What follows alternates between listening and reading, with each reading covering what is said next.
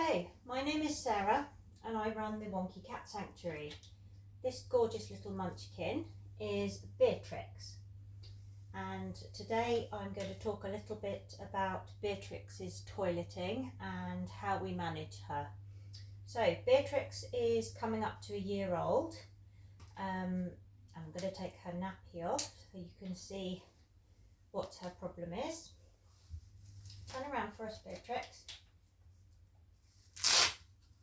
So Beatrix has Manx syndrome. She was bred because apparently it looks cute if cats don't have a tail. A lot of cats that are bred like this are actually have Manx cat syndrome, which is spina bifida, which is an incredibly serious, debilitating and painful lifetime condition. So personally, I think it's incredibly cruel to breed animals like this. So Beatrix was bred like this. As you can see, she's absolutely beautiful. She's exactly what the breeder wanted because she just has a tiddly tiny little stump. But when it became apparent that she was incontinent, she took her to the vet to be put to sleep. So Beatrix found her way, luckily, to me, and she is my highest maintenance nappy baby. She does require an awful lot of care. She's unable to toilet at all herself, so she leaks urine, and I have to help her express that to get rid of the main of it so that she isn't leaking all the time. And because of her deformity, her spine actually is kinking the end of her bowels and intestine, so she finds it really difficult to poo. So I have to help her by squeezing. And sorry darling, we're just doing a little video to help other kitties, is that okay?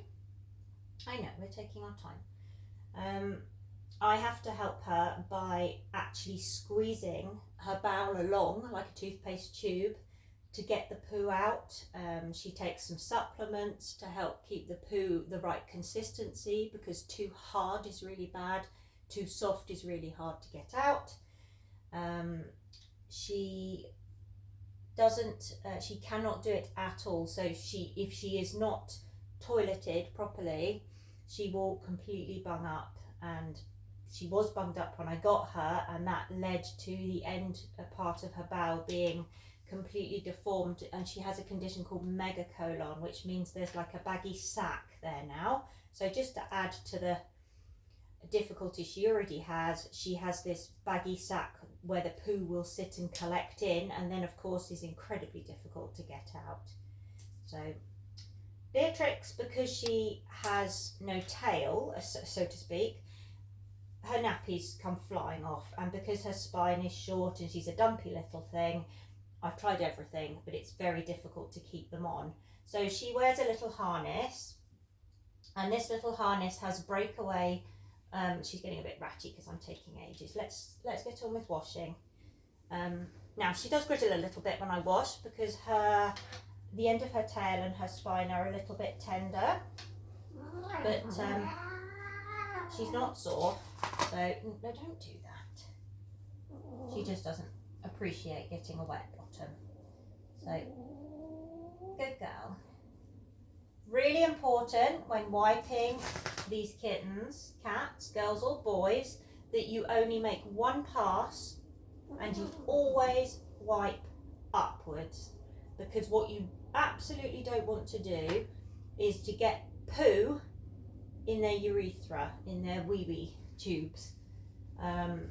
That's what leads to infection. So I use my microfiber cloth, some warm water with cat shampoo, and I wipe up once, and then I fold the cloth and I wipe up again. So now she's nice and clean, and I'll just fold that cloth again because I'm going to now see if she needs to go to the toilet. So her nappy was quite wet, so she's done a wee, so there shouldn't be too much of that in there. Good girl, Beatrix. Now she's very good about this. You'll notice I have her tied up. I've trained all of mine, or most of mine that need it, to, when they're on the pad, or the changing mat, which Beatrix doesn't like, so she goes on the mat, and they're on the lead that they have to stay here, and for the most part they do. As we know, cats are not the most cooperative of animals, but I think she does know I'm helping her. So what I do now is her bowel runs under her spine here, and her bladder is just below, about here. So I can actually feel she's got some in her bladder, so I'm just going to give that a little squeeze out. And this takes a bit of time, but you're feeling around for something that feels a bit like a little egg.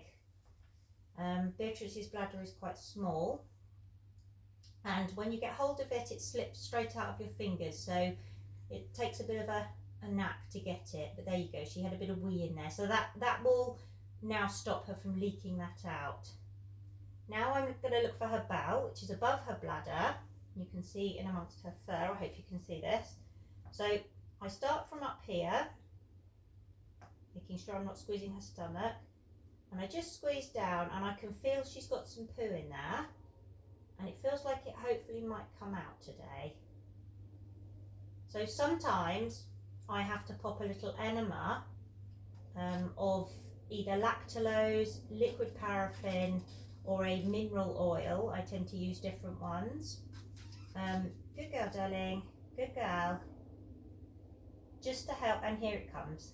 So just squeezing along, and you can see she's not resisting or trying to run away. It's not particularly uncomfortable for her. She's been doing this since she was teeny tiny, so this is just part of her routine. Good girl, Beatrix. It's coming, darling. Well done. Okay, so I just need to go back a bit and squeeze from higher up. Good girl. Let's move that so we don't stand in it. So the important thing about this is to stay completely calm. Reassure them. Don't get in a fluster.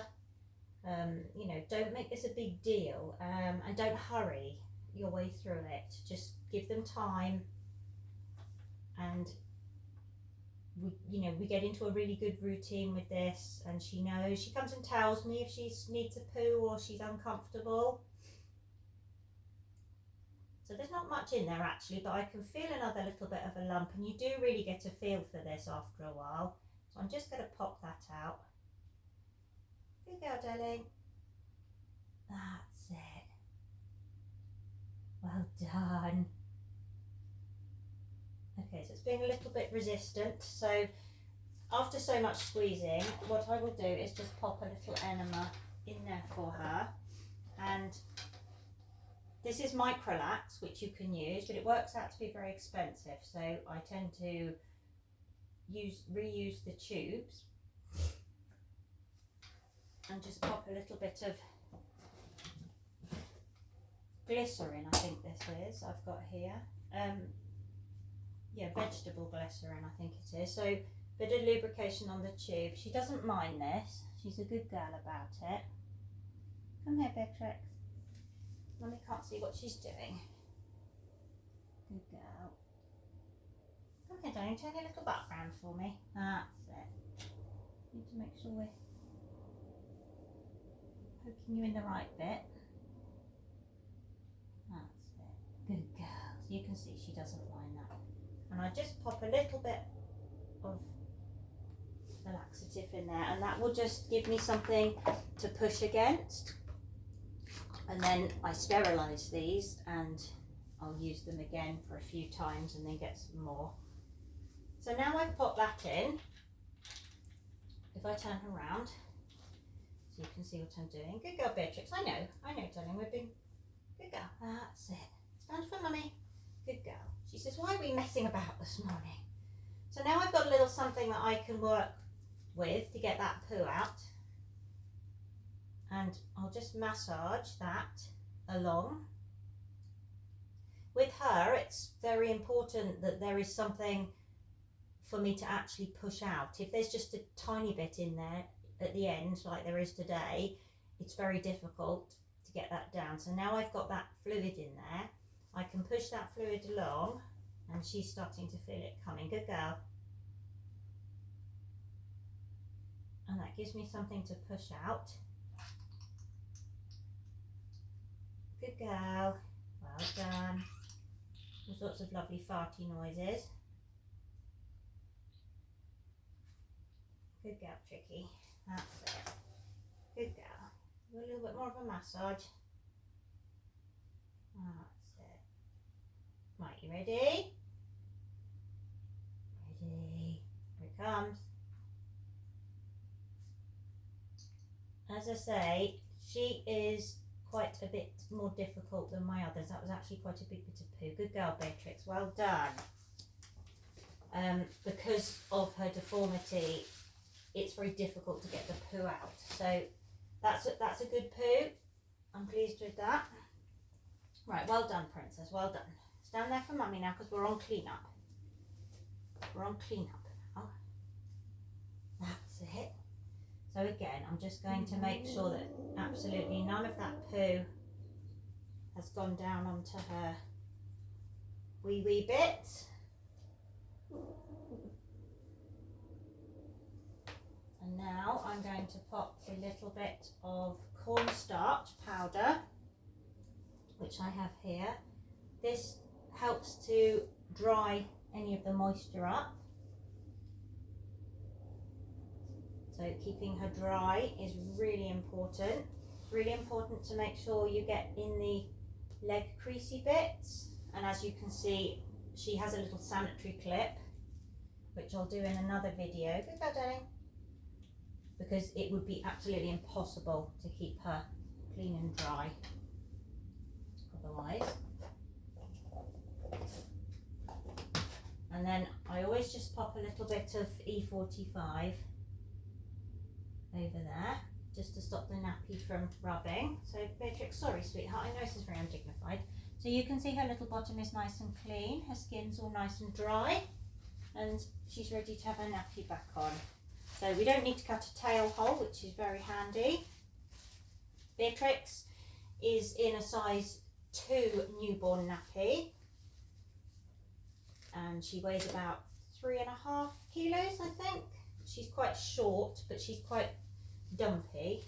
And I don't have to pull her nappies on so tight as I do with Indy Boo, because she has her little harness on that holds them on. They're not yours, are they? There we go. Oh look, pretty pink. And Beatrix has the Amazon nappies that I was talking about, and I've adapted them using little, I've cut the tail hole pieces out and used washable breast pads, which I put over the top, which gives her a little bit of clearance for her tail stump so that nothing rubs. And these fit her really nicely and really comfortably. I know, you're being ever so good. Hang on, we're not quite done. You're being ever so good because we're taking twice as long today for educational purposes. Okay, you're being a really good little gal. So just make sure that her fur isn't stuck in there. Clip her little harness on, and there's Beatrix, all done. Thank you, Beatrix.